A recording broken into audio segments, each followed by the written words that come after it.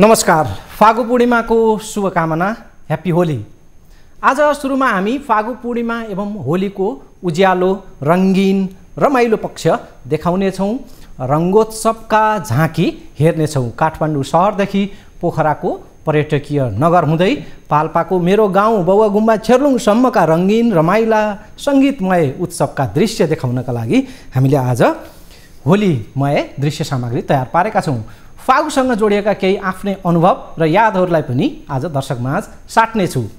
राजनीतिमा पनि हामी अलिकति घुस्नेछौँ। रावण र होलिका दहन जस्तै आउने चुनावमा राक्षसी प्रवृत्तिको दहन हुने भाषणबाजीका अंशहरू पनि छन्।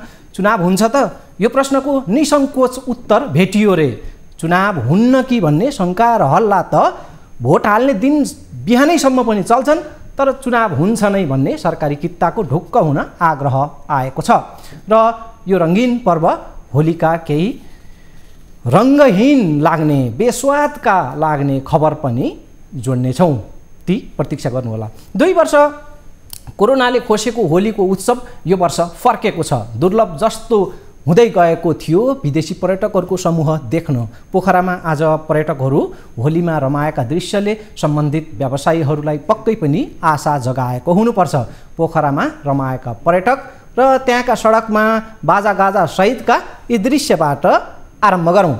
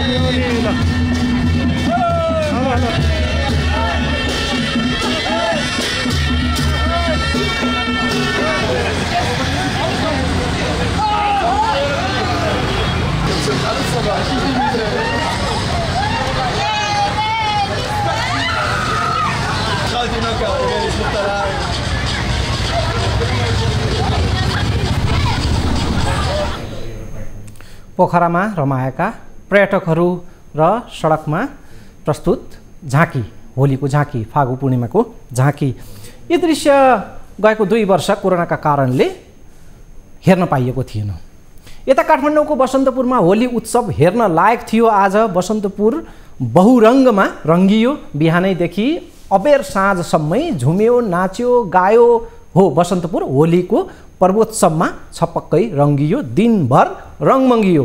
त्यहाँ युवाको होली क्रेज हेर्न लायक थियो। त्यसैमा मिसिएका विदेशी पर्यटकको चहकले उपस्थितलाई झनै रङ्गी बिरङ्गी बनायो।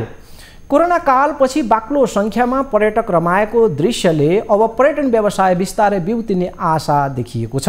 बसन्तपुरमा हँसिलो चेहरा र उमङ्ग बोकेर जुटेकाहरू आपसमा ह्याप्पी होली भन्दै रङ पोतापोत गर्दै थिए।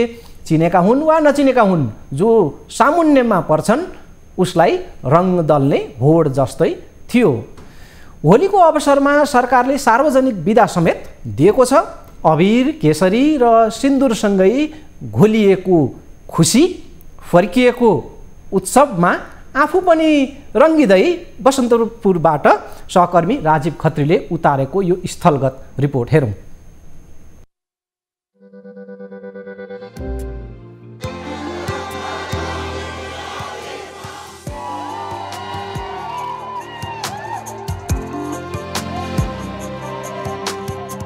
यति बेला यहाँ देख्न सक्नुहुन्छ, विशेष गरी होलीको रौनक चलिसकेको छ बसन्तपुरमा। ह्याप्पी होली। र हामी देशका विभिन्न स्थानबाट यो बसन्तपुर डबलीमा यति बेला देशका विभिन्न स्थानबाट होली खेल्न आउनेहरूको हामी सङ्ख्या देख्न सक्छौँ, उपस्थिति देख्न सक्छौँ।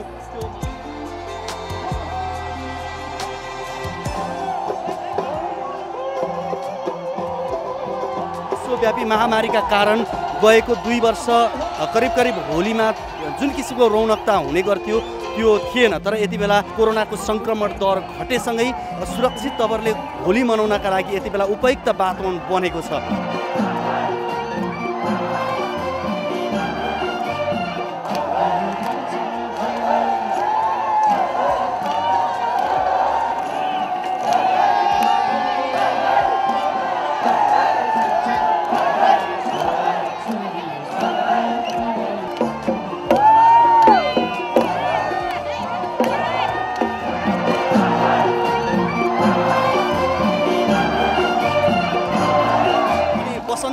टार्गेट गरेर किन आउनु भएको यहाँ के छ? बसन्तपुर चाहिँ म पहिला नै आएको थिएँ होइन, एकदम डान्स गर्नलाई रमाइलो हुन्छ होइन, अनि नचिनेको साथीहरूसँग अनि एकदम घुलमिल हुन्छ होइन, एकदम रमाइलो लाग्छ। एकदम रमाइलो हुन्छ, चहल पनि राम्रो हुन्छ भन्ने सुनेको भएर होइन, फर्स्ट टाइम एक्सपिरियन्स गरेर आउँदैछु, अब त्यही भएर इन्जोय गरिरहेको छु। रमाइलो भइरहेछ? एकदम रमाइलो भइरहेछ। होलीको सबैभन्दा मनपर्ने पक्ष के? मलाई चाहिँ अब फेस्टिभल्स अफ कलर होइन, यही रङ्गी बिरङ्गी कलर्सहरूले पाएन, त्यही भएर कलरहरूको फेस्टिभल्स भएको भएर चाहिँ यही अब खेल्न रमाइलो भएको भएर चाहिँ गत 2 वर्ष चाहिँ कोरोनाको कारणले खेल्न पाइएन, अहिले यसमा चाहिँ खेल्न रमाइलो लागिरहेछ।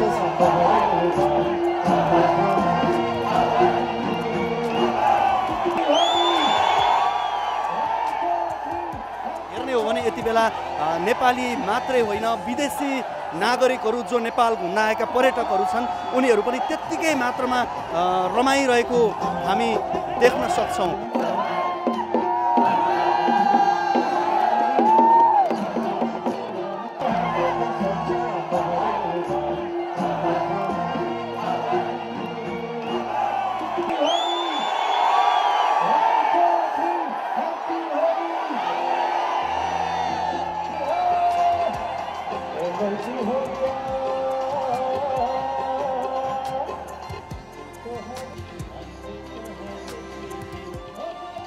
यहाँहरूलाई हामी देखाइरहेका छौँ जहाँ यति बेला चिरागको मुनि पूजा गर्न आउने दर्शनार्थीहरू भक्तजनहरूको पनि यहाँ उपस्थिति हामी देख्न सक्छौँ। जब यो क्षेत्रमा चिराग उड्छ र नेपालमा होली सुरु भएको मानिन्छ भने यो चिराग ढालेसँगै होली समाप्त भएको पनि मानिन्छ। त्यसकारणले यसको धेरै ठुलो अर्थ छ।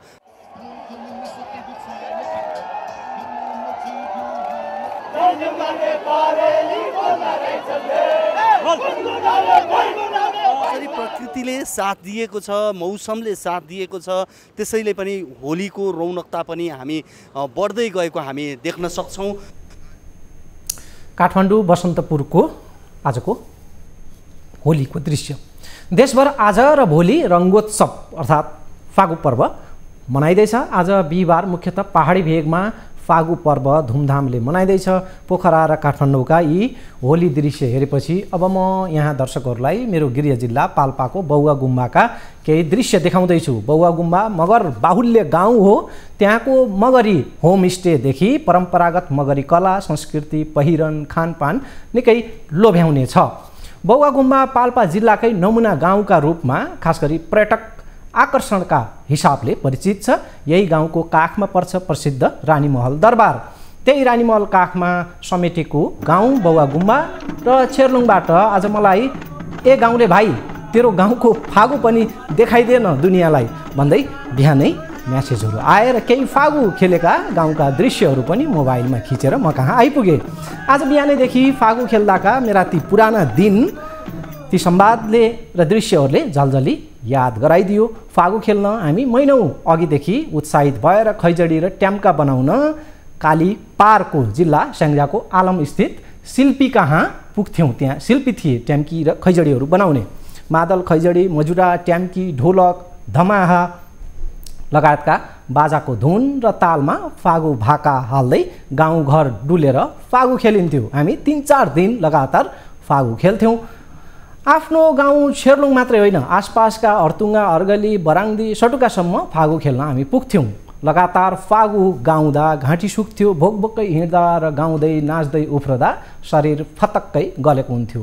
फागु खेल्दै घर घर डुल्दा पैसा र चामल उठ्थ्यो। भोक मेट्न फुका ती चामलमा चिनी हालेर खाइन्थ्यो। फागु सकिएपछि बिदाको उचित साइत जुराएर फागु खाने अर्को उत्साहजनक दिनको प्रतीक्षा रहन्थ्यो। कालीगण्डकी किनारमा वा गाउँ आसपासका ओढारमा वा घना जङ्गलको बिचमा वा कुनै फाँट चौरुवा टारी खेतमा फागु खाइन्थ्यो। उठेको चामल र सङ्कलन भएको पैसाले फागुका परिकारहरू बन्थे। मुख्यतः खिर, पुरी, सेलरोटी, पुलाउ, ढकनी र खसी वा बोका त फेरि अनिवार्य हुन्थ्यो नै। मेरो गाउँ छेर्लुङबाट बिहानै म्यासेजहरू आउन थालेपछि मेरा आफ्ना पुराना फागु खेल्दाका दिनहरू तरोताज भएर आए। म रोमाञ्चित पनि भएँ। मैले गाउँलेको आग्रहलाई हार्न सकिनँ। पक्षपातको बात लागेछ भने पनि बरु सहने, तर यो पटक आफ्नो गाउँका फागु दृश्य देखाउने भन्ने सुरु कसे। प्रस्तुत छ पाल्पा बौवा गुम्बा छेर्लुङका फागु दृश्य।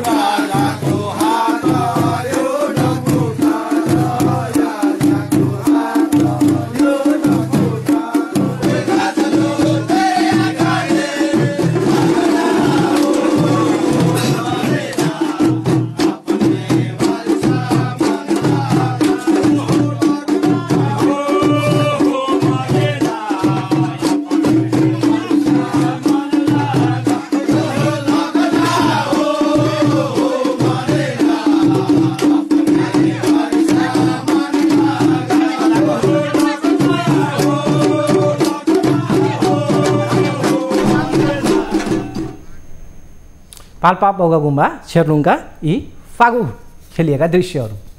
दर्शकबिन, भोलिको कार्यक्रममा तराई विशेष होली सामग्री हामीले प्रस्तुत गर्नेछौँ। भोलि शुक्रबार तराईमा मधेसमा होली मनाइँदैछ। आज हामी पहाड केन्द्रित बन्यौँ। अब होलीकै प्रसङ्गको एक अलिकति अमिलो लाग्ने खबर सुनाउँछु यहाँ। फागु पूर्णिमा एवं होलीका लागि नेपालमा अर्बौं रुपैयाँको रङ खेल्ने सामान विदेशबाट आयात हुने गरेको छ। होलीमा प्रयोग हुने रङ जस्तो कि सिन्दुर, केसरी, अबिर विश्वका विभिन्न देशबाट हाम्रो देशमा आयात गरिन्छ। पिचकरी र बेलुन मुख्यतः भारत र चीनबाट नेपाल आउँछ। भन्सार विभागका अनुसार होलीकै लागि लक्षित गरेर करिब 2 अर्ब रुपैयाँको रङ विदेशबाट पछिल्ला केही महिनामा नेपाल आयात भएको छ। 2 अर्बको। सबैभन्दा बढी भारतबाट रङजन्य सामग्रीहरू नेपाल आउँछ र विश्वका अन्य मुलुकबाट पनि नेपालमा होलीको सामग्रीहरू भित्रिन्छ। होलीमा रङ खेल्ने संस्कृति वर्ष दर वर्ष बढ्दो छ। आयात पनि त्यसै अनुपातमा वृद्धि भइरहेको छ। नेपालमा रङ खेल्ने सामान उत्पादन हुँदैन। ह्याप्पी होली लेखिएका, होलीको निशानी छाप समेटिएका ती विशेष टी सर्ट समेत विदेशबाटै भित्रिन्छन्। भारतपछि होलीका लागि सामान बढी आउने देश हो अर्को हाम्रो छिमेकी चीन। गएको 2 वर्ष कोरोना महामारीका कारण होली खल्लो भयो। यो वर्ष निकै उत्साह साथ होली चाहिँ फर्किएको छ र सँगसँगै यो वर्ष होलीका लागि आयात पनि बढेको छ। होलीको महिना आउनु अघि व्यापक मात्रामा रङ खेल्ने सामग्री भित्रिन्छ। तर वर्षभरिकै हिसाब रेकर्ड हेर्ने हो भने सालाखाला 3.5 अर्बको रङजन्य सामग्री प्रतिवर्ष विदेशबाट नेपाल आयात हुन्छ। 3.5 अर्बको प्रतिवर्ष रङ मात्रै। नेपाल हर हिसाबले कसरी परनिर्भरतामा बाँचेको छ भन्ने यो एउटा प्रतिनिधि उदाहरण मात्रै हो। सिन्दुर, केसरी, अबिर, बेलुन, पिचकरी, टी सर्ट जस्ता साधारण उत्पादनमा त नेपाल आश्रित छ।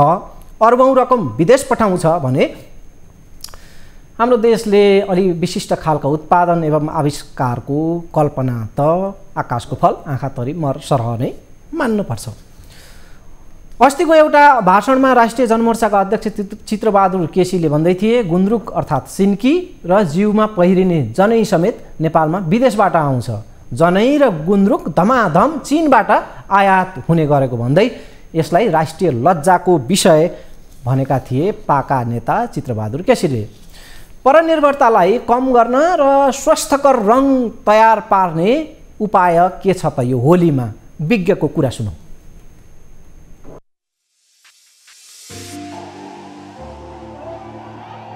हाम्रो सबै चाडपर्वहरू प्रकृतिसँग यति निकट छन्, त्यो प्राकृतिक रङ्गलाई हामीले ग्रहण गर्नुपर्छ।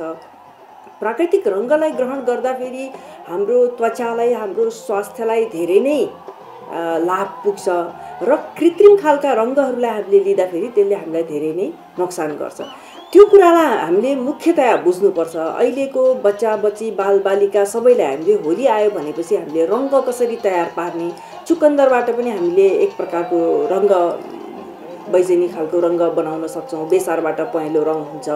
बेसार हाम्रो त्वचाको निमित्त असाध्यै औषधीय गुणले युक्त त्वचालाई निखार्ने खालको हुन्छ भने चामलको पिठोबाट हामीले सेतो रङ बनाउन सक्छौँ। चामलको पिठो पनि हाम्रो त्वचाको निमित्त असाध्यै राम्रो, दाग पोतो हराउने होइन, त्यो जाडोले शुष्क भएको त्वचाहरूमा पनि एकदमै निखार ल्याउने, राम्रो बनाउने, वसन्तको पनि उत्सव भएको कारणले विभिन्न फुलहरूको लेप लगाउने, त्यस्तै किसिमका स्नान द्रव्यले स्नान गर्ने, त्यो कुराहरू चाहिँ हामीले घर घरमा बनाउनु पर्छ। फागु पूर्णिमा, फागु पर्व, यो होलीको त हामीले आज विशेष कार्यक्रम नै बनाएका छौँ। अब छोटकरीमा यो फागु पूर्णिमा एवं होलीको महत्त्व र यसको परम्परा बारे उनी विज्ञबाट थप यो जानकारी पनि थपिहालौँ।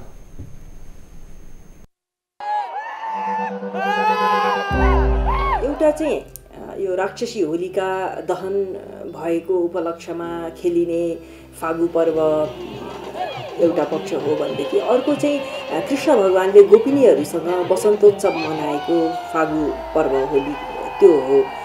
पौराणिक कालदेखि नै यो सुरुवात भएको देखिन्छ, पुराणदेखि नै। यो मुख्यतया राक्षसी प्रवृत्तिलाई विनाश गर्ने, नष्ट गर्ने र सकारात्मकता सद्भावनालाई आफूमा ल्याउने, समाजमा ल्याउने यो खालको पर्व हो। अरूलाई सहयोग गर्ने होइन, सद्भाव राख्ने सबैप्रति। अरू भनेको मान्छे, पशु पक्षी, वनस्पति, प्रकृति सबैप्रति हामी निरन्तर सद्भाव राख्छौँ भन्ने कुरालाई सन्देशको रूपमा बोकेको पनि यो पर्व हो। दर्शकबिन अब छोटो विश्राम लिगौँ।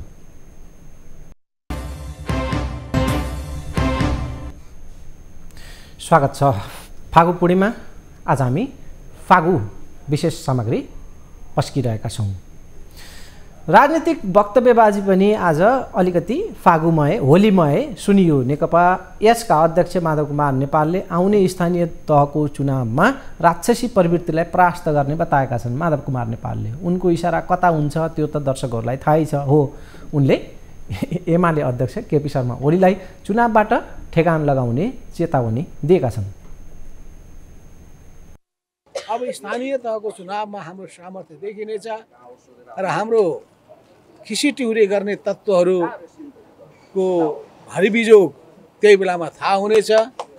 त्यस्ता घमण्डको पोको भएको रावणको नाश भए जस्तै, यस्तै होलिका दहन भए जस्तै त्यस्ताहरूको नाश दहन होस् भन्ने कुरा राख्दै सबैलाई शुभकामना दिन म आफ्नो भनाइ टुङ्ग्याउँछु। यदि तपाईँ स्थानीय जनप्रतिनिधि हुनुहुन्छ र आउँदो वैशाख 30 गतेको निर्वाचनमा उम्मेदवार बन्न फेरि चाहनुहुन्छ भने अहिले भएको पदबाट राजीनामा दिनुपर्ने छ। यो जनप्रतिनिधिहरूका लागि निर्वाचन आयोगले जारी गरेको आजको आचार संहिता महत्त्वपूर्ण छ। हाल पदमा बहाल रहेका जनप्रतिनिधिहरूले उम्मेदवारी मनोनयन दर्ता गर्नु अघि पदबाट राजीनामा दिनुपर्ने हुन्छ। जस्तो कि वडा अध्यक्ष वा मेयरहरूले पहिले त राजीनामा दिनु पर्यो, अनि बल्ल फेरि उम्मेदवारीमा मनोनयन दर्ता हुनेछ।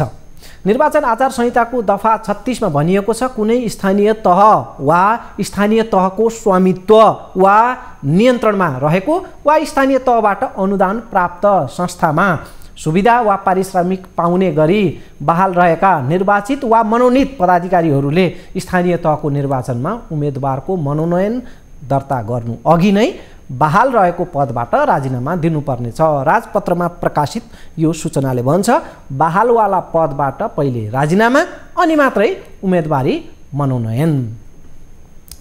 दर्शकबिन, चुनाव नजिकै गर्दा राजनीतिक समीकरण र गठबन्धनहरू फेरबदल हुनु स्वाभाविक हो। चुनावी गठबन्धनहरू तलमाथि अब त्यसको क्रम चल्नेछ। वर्तमान सत्ता गठबन्धनमा चुनावले तलमाथि पार्ने सम्भावना पनि उत्तिकै छ। चुनावको मुखमा धेरै सम्भावनाका ढोकाहरू खुल्छन्। कम्युनिस्टहरूबीच तालमेलको सम्भावनालाई पनि नकार्न सकिँदैन भनेका छन् आज बुटवलमा बोल्दै माओवादी केन्द्रका अध्यक्ष प्रचण्डले।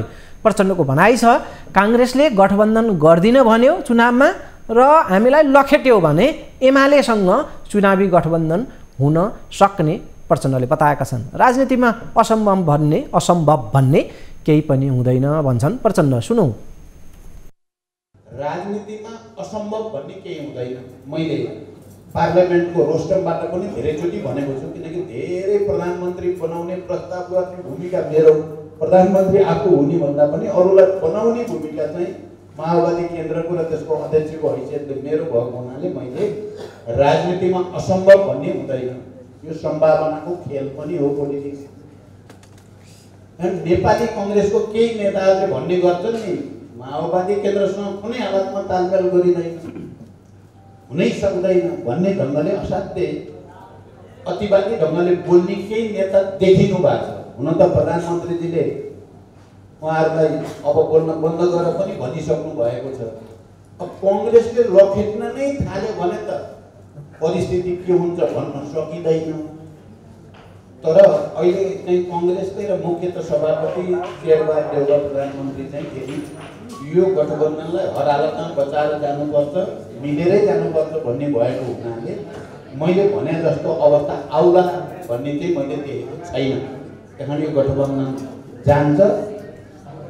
अब सबै ठाउँमा तालमेल हुन्छ गठबन्धनका सबै दलहरूको बिचमा भन्ने त जरुरी छैन। कोही ठाउँमा स्वस्थ प्रतिस्पर्धा होला, कोही ठाउँमा के होला, कोही ठाउँमा तालमेल होला। तर हाम्रो जोड माओवादी केन्द्रको चाहिँ के छ भने आफ्नै एजेन्डा र आफ्नै सङ्गठनको बलमा र जनताको मन जितेर चुनावमा परिणाम राम्रो ल्याउनेतिर नै छ। साथसाथै यो गठबन्धन बचाउनेतिर पनि हाम्रो त्यत्तिकै ध्यान छ। तत्काल एमालेसँग गठबन्धन हुने या तालमेल हुने सम्भावना हामीले देखेका छैनौँ। पहिलो कुरा, हुन त देशको अगाडि उपस्थित गम्भीर समस्या आएपछि हामी माओवादी केन्द्रवाला जहिले पनि सङ्कट परेको बेलामा सङ्कटको निकास दिनको लागि जतिसुकै तितो मिठो भए पनि हामी सहज ढङ्गले छलफल गर्ने र समझदारी बनाएर निकास निकाल्ने हामीले कोसिस गरेका छौँ। हाम्रो त्यही विचार र प्रवृत्तिकै कारण युद्धलाई शान्तिमा ल्याइएको हो। दर्शकबिन, शीर्ष नेतृत्वका यति बेला कुरा सुन्न जरुरी छ कि चुनाव मुखमा छ, चुनावको रणनीति कसरी बन्दैछ, चुनावी गठबन्धनहरू कसरी बन्दैछन्, देश कसरी चुनावमय हुँदैछ, त्यसको झल्को पाउनका लागि खास गरी शीर्ष नेताहरूको कुरालाई हामीले समेट्छौँ र चुनावको यो बढ्दो रौनकलाई कार्यक्रममा समेट्दै आएका छौँ। चुनावी चटारो बढ्दो छ, नेताहरूको सक्रियता चुलिँदै गएको छ, दलका गतिविधिहरू चुनाव केन्द्रित हुँदैछन्, चर्किँदैछन्। निर्वाचन आयोगले चुनावी तयारी व्यापक पारेको छ। दैनिक जसो उसका निर्वाचन आयोगका काम कारबाहीहरू बढ्दो रफ्तारमा छन् र आयोगले पत्रकारहरू सम्मेलन गर्दै आफ्ना अपडेटहरू दिने गरेको छ। आयोगको आजको पत्रकार सम्मेलनमा सुनाइएका निर्णय पनि एकछिनमा हामी सुन्नेछौँ। त्योभन्दा पहिले प्रचण्ड र माधव नेपालको चुनाव लक्षित यी थप प्रतिक्रिया आजको सुनौँ। तर फेरि बिचबिचमा निर्वाचन हुँदैन भन्ने हल्ला पनि चलि नै राख्छ भन्दा चाहिँ प्रधानमन्त्रीले बडो सहज, यो त चुनावकै दिन भोट हाल्ने दिन पनि भनिराख्छन् मान्छेले। भोट हाल्ने दिन पनि हुन्छ कि हुन्न, भोट हाल्न पाइन्छ कि पाइँदैन भन्ने हुन्छ, नेपाली यस्तै हो भन्नु हो। त्यसकारण म एउटा कुरा के प्रश्न गर्न चाहन्छु भने चुनाव नहुने भन्ने कुरा चाहिँ कहीँ कतैबाट देखिएको छैन। तोकिएकै मितिमा निर्वाचन हुन्छ। आउने वैशाख 30 गतेको यो चुनावले जनतालाई फैसला गर्ने अधिकार दिइरहेको छ। जसले प्रगतिशील भूमिका खेलेको छ त्यसको उच्च मूल्याङ्कन हुनुपर्दछ। जसले प्रतिगामी भूमिका खेलेको छ त्यसले दण्डित हुनुपर्दछ। प्रतिगामी भूमिका खेल्नेहरू, आन्दोलनको विकासमा बाधक हुनेहरू यदि पुरस्कृत हुन पुग्यो भने हाम्रो यो समाज बाँच्ने लायक हुँदैन।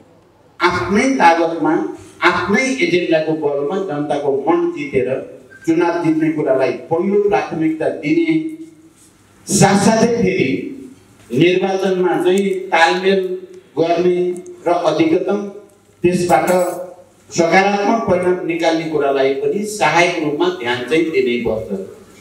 वैशाख 30 गतेको चुनावको बेलामा कलमको कमाल देखिन सक्नु पर्दछ। सत्य र न्यायको प्रतीकको रूपमा रहेको त्यो कलमले अवश्य कमाल गर्नेछ भन्ने आशा गर्दै कलमको प्रचार अभियानमा गाउँ गाउँ टोल टोल बस्ती बस्तीमा हामी पुगौँ।